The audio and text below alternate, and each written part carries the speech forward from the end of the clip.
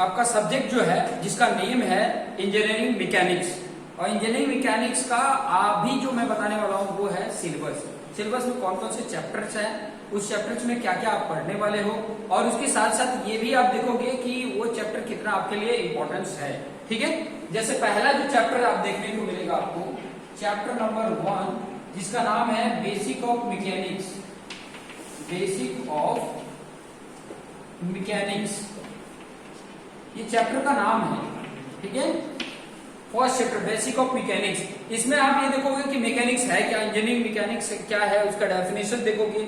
उसके अलावा ये भी देखोगे कि इसके अंदर और भी क्या जाता है, जैसे डिफरेंट फोर्सेस आ जाते हैं। ठीक है, उसके फोर्सेस क्या होते हैं, जैसे स्टैटिक क्या होता है, डायनेमिक क्या होता है, स्केलर क्वांटिटी क्या होता है, वेक्टर क्वांटिटी क्या होता है, ये आपने फिजिक्स में भी पढ़ा है, scalar quantity and vector quantity.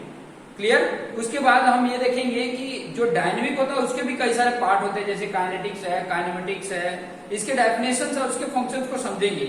उसके अलावा एक और चीज इसमें है, जैसे कि यूनिट कन्वर्जन, फंडामेंटल यूनिट क्या होता है, डिराइव यूनिट क्या होता है, ये भी पॉइंट आ जाएगा। उसके साथ साथ फोर्स देखोगे, कितने टाइप के फोर्स होते हैं। ठीक है, फोर्स को किस तरीके से रिप्रेजेंट कर सकते हैं, फोर्स की कैरेक्टरिस्टिक क्या होती है, फोर्स का डेफिनेशन क्या होता है, फोर्स की यूनिट क्या होती है, और उसके सिस्टम ऑफ फोर्सेस देखोगे। ठीक है, उसके अलावा जो फोर्थ आपका पॉइंट है, उसके जैसे कि कुछ आपके प्रिंसिपल्स हैं, जैसे सुपरपोजिशन प्रिंसिपल है, प्रिंसिपल ऑफ ट्रांसमिसिबिलिटी है। ठीक है, तो ये सारा टॉपिक आपको इसमें कवर हो जाएगा, और ये जो आएगा वो 6 मार्क्स का एग्जाम में आपको क्वेश्चन आएंगे, 6 मार्क्स कवर करेगा। ठीक है, टोटल जो मार्क्स का है, टोटल जो इसका मार्क्स है, टोटल मार्क्स अगर मैं बोलूं तो टोटल मार्क्स 70 का आएगा। जो आपका यूनिवर्सिटी का एग्जाम होगा 70 मार्क्स का होगा, और ये जो चैप्टर है वो 6 मार्क्स कवर करेगा। ठीक है, क्लियर हुआ। उसके बाद आपका आएगा चैप्टर नंबर 2। चैप्टर नंबर 2 का नाम है कोप्लानर कनकरेंट फोर्सेस। ठीक है, जब इसमें मैं फोर्सेस बताऊंगा, सिस्टम ऑफ फोर्सेस बताऊंगा, तो उसमें एक ये सिस्टम ऑफ फोर्सेस है, कोप्लानर कनकरेंट फोर्सेस। इसका मीनिंग क्या होता है, देखो कोप्लानर का मतलब होता है कि ये जो फोर्स अप्लाई हो रहा है वो सेम प्लेन पे अप्लाई हो। कोप्लानर मतलब सेम प्लेन पर एक्ट हो रहा है, लेकिन साथ साथ में ये भी लिखा है कनकरेंट, कनकरेंट मतलब सेम पॉइंट पे, सेम प्लेन, जैसे ये एक प्लेन है। ठीक है, और जो फोर्सेस लग रहा है एक ही पॉइंट पे सभी फोर्सेस लग रहे हैं, यहां से कोई फोर्स लगा है, यहाँ पर, यहां से कोई फोर्स लगा है, यहाँ पर, यहां से कोई फोर्स लगा है, सेम पॉइंट पर एक्ट होते हो और सेम प्लेन पर हो, एक ही प्लेन पे हो। ठीक है, तो ऐसे फोर्सेस के बारे में ये चैप्टर में स्टडी करेंगे, और ये चैप्टर कवर करेगा 14 मार्क्स का। 14 मार्क्स बहुत इंपॉर्टेंट है ये चैप्टर, 14 मार्क्स कवर करेगा। इसमें देखो आपको क्या समझना होगा, सबसे पहले इक्विलिब्रियम कंडीशन क्या होते हैं, फोर्सेस के इक्विलिब्रियम कंडीशंस। जैसे कि कोई बॉडी है, जैसे मैं बोलूं कि ये डस्टर है, ठीक है, ये डस्टर यहाँ पे है, अभी जैसे इसके ऊपर फोर्स अप्लाई हो रहा है, कैसे फोर्स अप्लाई हो रहा है, चैप्टर बोल रहा है, चैप्टर का नेम बोल रहा है क्या, कोप्लानर कनकरेंट फोर्सेस। एक कोई पॉइंट पकड़ो, ये प्लेन इसको पकड़ो, एक पॉइंट पे डिफरेंट इसके ऊपर फोर्सेस अप्लाई हो रहे हैं, एक ही पॉइंट पे अप्लाई हो रहे हैं। अगर ये जो जिस पोजीशन पे है ये पोजीशन चेंज नहीं हो रहा है, फोर्स अप्लाई हो रहा है बट चेंज नहीं हो रहा है, तो उसी को बोला जाता है इक्विलिब्रियम। ठीक है, ये अपने पोजीशन पे है, इक्विलिब्रियम पोजीशन पे ही है। तो इसकी कंडीशन क्या क्या होंगे वो चीजें स्टार्टिंग में बता दूंगा। फिर उसके बाद इसमें 3 और इंपॉर्टेंट चीजें पढ़नी होगी, लॉज हैं और उससे रिलेटेड न्यूमेरिकल्स आपको पढ़ने को मिलेगा। पहला है लॉ ऑफ पैरेललोग्राम, दूसरा है ट्राइंगल लॉ ऑफ फोर्सेस, तीसरा है polygon law of forces. Polygon law of forces का मतलब होता है रिजोल्यूशन ऑफ फोर्सेस। इसके बारे में आप डिटेल में पढ़ोगे, ये चैप्टर नंबर 2। इतना ही टॉपिक है इसमें, लेकिन इसके न्यूमेरिकल करने का टेक्निक जो अगर आप अच्छे से नहीं सीखे तो प्रॉब्लम होगा। ठीक है, और इसके साथ साथ ये भी बता देता हूं कि आपको साइंटिफिक कैल्सी लेनी पड़ेगी, साइंटिफिक कैल्सी आपको लेनी पड़ेगी। ठीक है, और क्या होगा 82 एफएस ऐसे लिखा होगा, 82 ms ऐसे करके होगा, एफएस 82 ms का आपको कैल्सी लेनी पड़ेगी, जिसका नाम है साइंटिफिक कैल्सी। शायद आप बुक स्टोर पे पूछोगे तो आपको मिल जाएगा। ठीक है, ये जरूरत है, क्योंकि अभी तक आप अगर सिंपल कैल्सी मैथ्स में यूज किए होगे, बेसिक मैथ्स में, तो सिंपल कैल्सी चल जा रहा है। लेकिन ये सब्जेक्ट में और आने वाले सेमेस्टर में जो सब्जेक्ट आएंगे जैसे स्ट्रक्चर मैकेनिक्स, हाइड्रोलिक्स, ये सब में बड़े बड़े न्यूमेरिकल्स होंगे, तो वो न्यूमेरिकल के डेसिमल तक आपको आंसर करेक्ट लाने होते हैं, तो उसके लिए साइंटिफिक कैल्सी इंपॉर्टेंट है। और ये अगर नहीं क्लियर होगे तब तक ये चैप्टर्स के न्यूमेरिकल आपको अच्छे से नहीं आएंगे, ठीक है। कैल्सी ऑपरेट करना बहुत इंपॉर्टेंट है, ये ऑपरेट करने नहीं आएगा तो भी प्रॉब्लम आपको रहेगा। तो ये जो सब्जेक्ट चलेगा उसमें कैल्सी ऑपरेट करना भी मैं आपको सिखा दूंगा कि किस तरीके से ऑपरेट करना है, और फटाक से 2 से 3 सेकंड में आप वैल्यू उसके फटाक से बता सकते हो, ठीक है। 14 मार्क्स कवर करेगा, क्लियर हुआ। चैप्टर नंबर अगर मैं 3 की बात करूं तो उसका नाम है moment of force and parallel force. ये भी एक पैरेलल फोर्स की बात करें, ये भी एक टाइप का सिस्टम ऑफ फोर्सेस ही है। और इसके प्रीवियस जब अप्लाइड मैकेनिक्स जो सिलेबस था उसमें इसका नाम रखा था कोप्लानर नॉन कंकरेंट फोर्सेस, ऐसा नाम रखा था, कोप्लानर नॉन कंकरेंट फोर्सेस था। बात वही कहेगा जो ये मैं फोर्स के बारे में एक्सप्लेन करूंगा वही कहेगा, बस थोड़ा नाम चेंज कर दिया। क्या क्या पढ़ने वाले हो, देखो मोमेंट से रिलेटेड पढ़ोगे कि मोमेंट है क्या, ठीक है। इससे रिलेटेड एक प्रिंसिपल आता है जिसको बोला जाता है वेरिग्नन्स प्रिंसिपल, वो चीजें समझोगे। उसके बाद कपल होते हैं कि कपल क्या होता है, उसकी प्रॉपर्टीज क्या होती है, ये चीजें इसमें आ जाएंगे। उसके साथ साथ पैरेलल की जब बात करेंगे तो जैसे इसमें आएगा सबसे पहले इंट्रोडक्शन ये आएगा कि टाइप्स ऑफ बीम क्या होते हैं, टाइप्स ऑफ सपोर्ट क्या होता है, टाइप्स ऑफ लोड क्या होते हैं, लोड जो अप्लाई होता है वो कितने टाइप्स के होते हैं, प्लस उसके साथ साथ इससे रिलेटेड जो बीम है उसके इक्विलिब्रियम कंडीशन अप्लाई करके हम उसकी रिएक्शन फाइंड आउट करना सीखेंगे। और ये भी जो चैप्टर है काफी इंपॉर्टेंट है, वो भी 14 मार्क्स कवर कराएगा। 14 मार्क्स अगर ये तीनों को ही काउंट करोगे तो 14, 14, 28 और 6 कितने हो गए, 34 मार्क्स इधर ही हो गए, फर्स्ट, सेकेंड, थर्ड में, ठीक है, क्लियर हुआ। उसके बाद चैप्टर नंबर 4 के बारे में बताते हैं। चैप्टर नंबर 4 जो है जिसका नाम है centroid and centre of gravity. पहले तो ये क्या होता है वो चीजें समझेगी। सेंट्रॉइड 2D फिगर के लिए होता है, 2D फिगर, ठीक है। ये बोर्ड कैसा है, 2D है, हालांकि है 3D, लेकिन इसको थिकनेस को मैं इग्नोर करूं, निग्लेक्ट करूं तो 2D लिखेगा, 2 डायमेंशन, 2D मतलब 2 डायमेंशन, लेंथ और विड्थ, ठीक है। थिकनेस को मैं निग्लेक्ट कर रहा हूं तो, ठीक है, समझ में आ रहा है ना। तो 2D फिगर का जो उसका सेंटर पॉइंट होता है उसको बोला जाता है सेंट्रॉइड, जो इसका होल एरिया कंसंट्रेट करता हो, ऐसा point in 2D figure the point at which whole area concentrated, उसको बोला जाता है 2D। और centre of gravity 3D figure का बताता है, 3D फिगर मतलब इसका सेंटर पॉइंट कहां होगा, समझ में आया। तो ये सेंटर ऑफ ग्रेविटी बताएगा, उससे रिलेटेड फॉर्मूले बताएंगे। 2D फिगर के सेंट्रॉइड फाइंड आउट करने के डिफरेंट फॉर्मूले बताऊंगा, उसके साथ साथ 3D फिगर के डिफरेंट फॉर्मूले हैं। और ये चैप्टर ध्यान देना, ये दोनों चैप्टर नंबर 3, चैप्टर नंबर 4 काफी ज्यादा इंपॉर्टेंट है। आगे के जो सिलेबस आने वाले हैं 3rd सेमेस्टर में स्ट्रक्चर मैकेनिक्स, उसके लिए बहुत इंपॉर्टेंट है। और ये आपको कवर करेगा 10 मार्क्स, कितना कवर करेगा, 10 मार्क्स। और ये दोनों जो चैप्टर हैं ये आपको 3rd सेम में जाओगे तो स्ट्रक्चर मैकेनिक्स जो आएगा, स्ट्रक्चर मैकेनिक्स जो आएगा उसमें आपको बहुत हेल्प करेगा। ये उसका बेसिक पार्ट है, समझ में आ रहा, बेसिक चीजें हैं जो आपको बहुत हेल्प करेंगी। क्लियर हो रहा, बात क्लियर हो रही। तो इसमें भी बहुत ज्यादा कुछ नहीं सीखना है। मोमेंट इसमें सेंट्रॉइड और सेंटर ऑफ ग्रेविटी डिफरेंट कुछ फॉर्मूले होंगे जो हमें थोड़ा से मैं आपको एक्सप्लेन कर दूंगा तो आपको ऑटोमेटिक पता चल जाएगा कि इसके सेंटर कहां पे आएंगे। इसके सेंटर जब कंपोजिट में मिलेंगे, सब अलग अलग शेप के कंपोजिट में मिलेंगे तो फॉर्मूला उसमें काम आएगा, ठीक है। जैसे कि इसमें एक और चीज आएगा, एक्सिस ऑफ रेफरेंस क्या होता है, एक्सिस ऑफ सिमेट्री क्या होता है, ठीक है। एक रेफरेंस मतलब एक कोई रेफरेंस हम सिलेक्ट कर लेते हैं या एज्यूम पॉइंट सिलेक्ट कर लेते हैं, वहां से हम बताते हैं कि उसका सेंटर कहां पे होगा, ठीक है, क्लियर हुआ। उसके बाद से चैप्टर नंबर 5, चैप्टर नंबर 5 का नाम है फ्रिक्शन।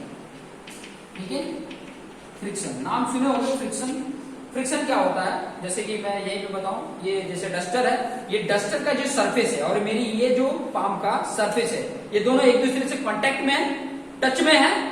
जब इसके ऊपर कोई फोर्स लगाया जाता है, कैसा इस डायरेक्शन में फोर्स लगाया गया, तो ये कांटेक्ट सरफेस के अपोजिट डायरेक्शन में एक फोर्स लग रहा होगा जो इसको रोक रहा होगा, उसी रेजिस्टिंग फोर्स को बोला जाता है फ्रिक्शन। क्लियर हुआ, फ्रिक्शन फोर्स बोला जाता है। समझ में? अब ये दोनों सरफेस अगर रफ होंगे तो फ्रिक्शन फोर्स ज्यादा होगा, समझ में आया ना, और अगर स्मूथ होंगे तो फ्रिक्शन फोर्स कम होगा। क्लियर, समझ में आया ना। अगर फ्रिक्शन ना हो तो क्या होगा, फ्रिक्शन है तो क्या हो रहा है, ये एडवांटेज डिसएडवांटेज भी देखेंगे, इनके लॉज भी देंगे, इनके लिमिट को देखेंगे, इसके साथ इसके टाइप्स को देखेंगे, कितने टाइप के फ्रिक्शन होते हैं। क्लियर, और इसके साथ साथ इससे जुड़ी हुई जैसे कि एंगल ऑफ फ्रिक्शन क्या होता है, एंगल ऑफ रिपोज क्या होता है, और इनके बीच का रिलेशन क्या होता है, प्लस इससे रिलेटेड कुछ न्यूमेरिकल्स आते हैं, किसी स्लोप पर है और ये फ्लो कर रहा है, इसको मोशन कर रहा है, तो इसका क्या फ्रिक्शन लग रहा होगा। ये सारा कुछ कैलकुलेशन अगर करना है तो ये चैप्टर आपके लिए इंपॉर्टेंट है, और ये कवर करेगा 12 मार्क्स। सभी ऐड कर रहे होंगे 12 मार्क्स। ठीक है, क्लियर हुआ। उसके बाद जो लास्ट चैप्टर है जिसका नाम है simple lifting machine, simple lifting machine, ये आपके लिए भी उतना ही इंपॉर्टेंट है जितना ऑटोमोबाइल और मैकेनिकल इंजीनियरिंग को इंपॉर्टेंट है। ये आपके लिए भी उतना ही इंपॉर्टेंट है जैसे अभी जो सेकेंड सेम में मैकेनिकल वाले पढ़ रहे हैं, अभी जो ऑटोमोबाइल वाले पढ़ रहे हैं। ठीक है, उतना ही उनके लिए भी इंपॉर्टेंट है सिंपल लिफ्टिंग मशीन। ठीक है, समझ में आ रहा है। ये अगर मैं कंपेयर करूं तो उनके लिए ज्यादा ये चैप्टर उनके लिए इंपॉर्टेंट है। सेम सब्जेक्ट, सेम सिलेबस, अभी इसी सेमेस्टर में ऑटोमोबाइल और मैकेनिकल इंजीनियरिंग भी पढ़ रहे हैं, यही सेम। ठीक है, अगर आपके कोई फ्रेंड है, आपके दोस्त हैं, आपके कोई चाहने वाले हैं जो आपके लिए अच्छे लग रहे हैं, तो उनको बता सकते हो कि आप यहाँ से स्टडी करो, वहां पे मार्क्स अच्छे पा सकते हो, अगर उनका क्लास अच्छे से नहीं चल रहा हो तो।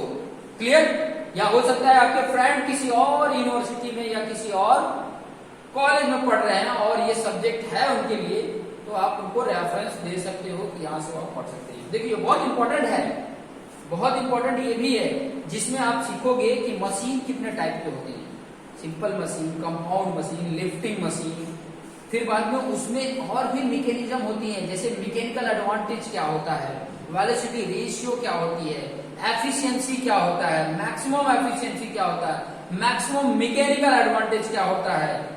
ये सारा कुछ अगर कोई मशीन पे वर्क कर रहे हैं तो उसकी एफिशिएंसी कितनी होती होगी, बात समझ में आ रही है। और अच्छे समझ में आएगा जब इस चैप्टर को हम डिटेल में पढ़ेंगे। ठीक है, उस टाइम पे आपको बहुत अच्छे समझ में आएगा, कुछ प्रैक्टिकल तरीके से आपको समझाएंगे तो आपको और अच्छे समझ में आएगा। और ये चैप्टर भी कवर कर रहा है 14 मार्क्स का। तो आप देख सकते हैं कि जो सेकेंड चैप्टर है, जो थर्ड चैप्टर है, और ये जो लास्ट चैप्टर 6 चैप्टर है, ये 14 मार्क्स के हैं। तो अगर ये तीन पे भी अभी बहुत अच्छे से फोकस कर लेते हो तो 42 मार्क्स आएंगे। 42 मार्क्स, 70 में से 42 मार्क्स आराम से आ सकते हैं कि नहीं। पासिंग मार्क 23 ही होता है, पासिंग मार्क 23 होता है, लेकिन आपको 23 के चक्कर में नहीं रहना है, आपको कितना लाना है 70। कहा है 42 पूरा पढ़ना है ना, मैं तो पूरा पढ़ाने वाला हूं, आप पूरा नहीं पढ़ोगे तो वो आपकी मर्जी है। ठीक है, समझ में आया। तो ये पहला स्टेप था।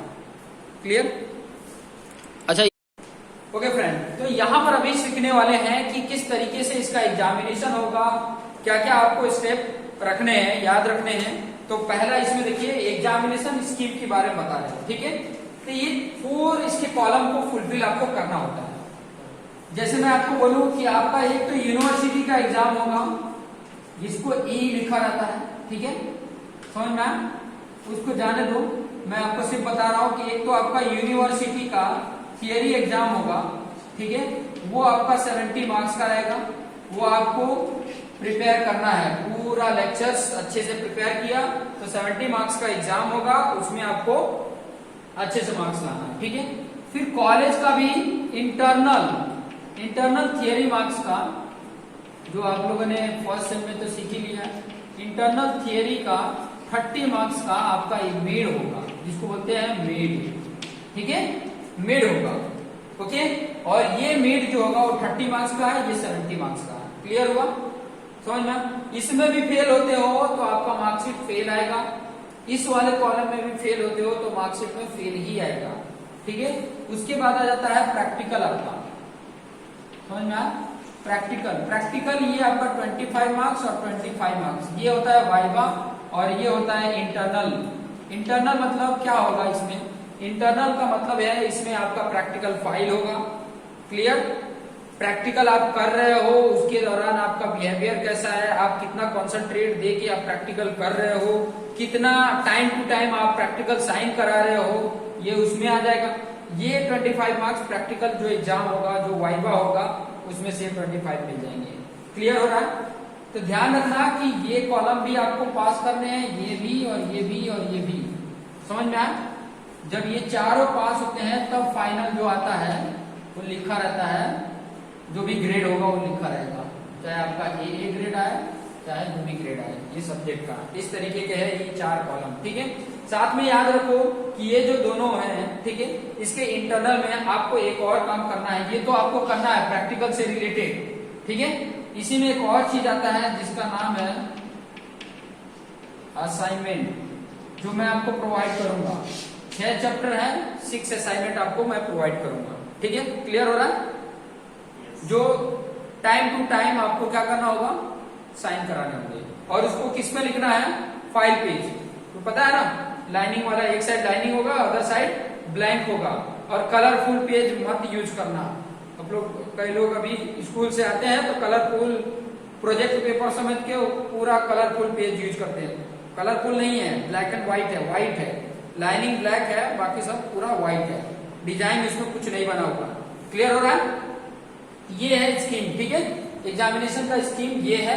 यूनिवर्सिटी में आपको 70 मार्क्स का पेपर आएगा जो आपको देने होंगे, 23 मार्क्स पासिंग होंगे, लेकिन पासिंग मार्क्स के पीछे नहीं भागना है, 70 मार्क्स के पीछे भागना है। इसमें से भी अगर आप अच्छे से, जो मैं क्लास में करा रहा हूँ, तो 30 आउट ऑफ 30 ला सकते हो। और ये भी आपका क्लास में प्रैक्टिकल करते टाइम पे आपका बिहेवियर, आपका फोकस कितना अच्छा है, कितना आप टाइम टू टाइम मतलब प्रैक्टिकल कंप्लीट करके साइन भी करा लेते हो, ये सब कुछ के ऊपर डिपेंड है। क्लियर?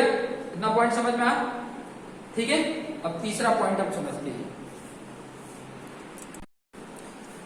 तो चैप्टर नंबर 1 है बेसिक ऑफ मैकेनिक्स, ठीक है। मैकेनिक्स का बेसिक चीज हम सीखने वाले हैं, कुछ थोड़ा सा इंट्रोडक्शन भी सीखेंगे। पहले तो मैं बताऊं कि जो मैकेनिक्स है, मैकेनिक्स को 3 पार्ट में डिवाइड किया गया है। 3 पार्ट में कौन कौन से हैं, थोड़ा मैं आपको अच्छे से बता देता हूं, ठीक है, और कहां कहां काम आएंगे वो भी आपको बता दूंगा। पहला जो है, जिसको बोला जाता है mechanics of rigid body, clear, mechanics of rigid body, clear. दूसरा है मैकेनिक्स ऑफ फ्लूइड, और थर्ड है मैकेनिक्स ऑफ डिफॉर्मेबल बॉडी, ठीक है। ये 3 है, इंपॉर्टेंट है, ठीक है। देखो, मैकेनिक्स ऑफ रिजिड बॉडी ये कहता है कि कोई भी बॉडी है, जैसे ये डस्टर है, इसके ऊपर फोर्स अप्लाई किया जा रहा है, ठीक है, तो इसकी जो शेप एंड साइज है वो चेंज ना हो, इसका पोजीशन चेंज हो सकता है कि एक प्लेस से दूसरे प्लेस पे चला जाए। जैसे मैं मूव करके यहाँ पे चला आया, ठीक है, तो पोजीशन चेंज हो जाएगा, एक प्लेस से दूसरे प्लेस पे मूव करेगा, बट जो बॉडी पे फोर्स लग रहा है, इसके शेप एंड साइज में कोई भी डिफॉर्मेशन ना हो रहा है, कोई भी चेंज ना आ रहा हो, ऐसे बॉडी को बोला जाता है रिजिड बॉडी। और इस बॉडी से रिलेटेड जो भी स्टडी की जाती है उसको बोला जाता है मैकेनिक्स ऑफ रिजिड बॉडी। और यही है पूरा का पूरा इंजीनियरिंग मैकेनिक्स, पूरा का पूरा यही है, समझ लो, इंजीनियरिंग मैकेनिक्स यही पढ़ रहे हैं, इंजीनियरिंग मैकेनिक्स यही पढ़ रहे हैं। समझ में आया? क्लियर हुआ? समझ में आया? ठीक है। अब देखिए मैकेनिक्स ऑफ फ्लूइड क्या बताता है। फ्लूइड का मतलब होता है लिक्विड एंड गैस। ठीक है, liquid and gas, liquid and gas. Liquid से रिलेटेड, गैस से रिलेटेड उसके मूवमेंट, उससे रिलेटेड उसके बिहेवियर, उसकी डेंसिटी, उसका स्पेसिफिक ग्रेविटी क्या होता है, अगर वो मूव कर रहा है तो कैसे मूव कर रहा है, किस किस तरीके के फ्लूइड होते हैं, ठीक है, वो कहां पर फ्लो कर रहा है, कहीं पाइप में फ्लो कर रहा है या किसी खुले जगह पे फ्लो कर रहा है, तो उसके पीछे क्या क्या उसके बिहेवियर हो सकते हैं, उसके ऊपर प्रेशर क्या हो सकता है, वो डिस्चार्ज हो रहा है तो कितना डिस्चार्ज हो रहा है, ये टोटल स्टडी जो होगा वो मैकेनिक्स ऑफ फ्लूइड होगा। और जब आप थर्ड सेम में आओगे तो आपको इससे रिलेटेड आपको सिविल में सब्जेक्ट मिलेगा जिसका नाम है हाइड्रोलिक्स। हाइड्रोलिक्स हो सकता है सिलेबस चेंज हो जाए तो वही कुछ फ्लूइड से रिलेटेड नाम आ सकता है या हाइड्रोलिक्स से आ सकता है, ठीक है, कोई भी नेम आ सकते हैं इससे रिलेटेड। क्लियर? फ्लूइड से रिलेटेड नाम आ सकते हैं। तो वो सारा कुछ पूरा का पूरा सब्जेक्ट इससे रिलेटेड स्टडी करेगा। ये मैकेनिक्स ऑफ फ्लूइड है। मैकेनिक्स ऑफ डिफॉर्मेबल बॉडी का मतलब ये होता है कि जिस बॉडी के ऊपर फोर्स लग रहे हैं, लोड लग रहा है, तो उस बॉडी में डिफॉर्मेशन आ रहा है, चेंजेज आ रहा है। बॉडी का मतलब मेरी ये बॉडी मत समझना, कोई भी चीज है, ठीक है, जैसे कॉलम, बीम, स्लैब, ये बॉडी है समझ लो, ठीक है, वस्तु है जिसके ऊपर लोड लग रहा है तो उसमें चेंज होता है, ठीक है, चेंज आ रहा है, कुछ डिफॉर्मेशन आ रहा है, तो उससे रिलेटेड जो भी स्टडी करते हैं वो है मैकेनिक्स ऑफ डिफॉर्मेबल बॉडी। उसमें बहुत सारी चीजें आती हैं और पूरा थर्ड सेम, फोर्थ सेम और डिजाइन तक वही सब चीजें सीखना है, मैकेनिक्स के अंदर ही सीखना है, ये सब कुछ उसके अंदर आ जाएगा, ठीक है, जिसमें बॉडी डिफॉर्म हो रही है वो भी थर्ड सेम में आएगा। जो स्ट्रक्चर मैकेनिक्स बताया, फिर स्ट्रक्चर मैकेनिक्स 2 आएगा, फिर इससे रिलेटेड डिजाइन आएगा, ये सारा कुछ उसमें सीखने को मिलेगा। क्लियर हुआ? ये मैकेनिक्स ये 3 पार्टों में डिवाइड करके अलग अलग, कि मैकेनिक्स को एक साथ ये दे दिया जाए तो बहुत बड़ा होगा ना, पढ़ने में हमें डिफिकल्टीज होगा कि नहीं डिफिकल्टी, तो पार्ट पार्ट में आपको सिखाया जा रहा है कि ये थोड़ा सा स्टार्टिंग का है, फिर उसके बाद का, फिर उसके बाद से सब कुछ जुड़ा हुआ है, देखिए पार्ट में करके आपको सिखाया जा रहा है। क्लियर हो रहा है ये सब चीजें? उसके बाद अभी ये टॉपिक तो मैंने बताया, अभी टाइम हो गया है, तो मैं आपको जो नेक्स्ट लेक्चर होगा जिसमें मैं आपको बताऊंगा कि इंजीनियरिंग मैकेनिक्स क्या होता है, ठीक है, दूसरा बताऊंगा कि आपका स्टैटिक्स क्या होता है, डायनेमिक्स क्या होता है, डायनेमिक्स के भी 2 पार्ट होते हैं, काइनेटिक्स और काइनेमेटिक्स क्या होता है, फिर उसके साथ साथ आपको ये भी बताऊंगा कि स्केलर क्वांटिटी, वेक्टर क्वांटिटी क्या होते हैं, ठीक है, फिर उससे जुड़े हुए जैसे यूनिट है, उससे जुड़े हुए यूनिट जितने भी मतलब फिजिकल क्वांटिटी है उनकी यूनिट क्या होती हैं, उसके फंडामेंटल यूनिट क्या होती हैं, जैसे फिजिक्स में आपने 7 फंडामेंटल यूनिट पढ़े हैं, length, mass, time, temperature, luminous intensity, substance amount और करंट, ये 7 आपने पढ़े हैं, लेकिन यहाँ पे 3 ही पढ़े हैं, लेंथ, मास, टाइम, ठीक है, ये 3 चीजें पढ़े हैं। फिर बाद में सिस्टम ऑफ यूनिट पढ़ोगे, यूनिट को सिस्टम में एक डिवाइड कर दिया गया है कि इस सिस्टम में आपको मेजरमेंट करना है या इस सिस्टम में ही इसको देखना है, तो वो चीजें हैं, ये चीजें हम नेक्स्ट लेक्चर में देखेंगे। तो ये चीजें आपको इतना क्लियर हो गया होगा, कोई डाउट होगा तो कमेंट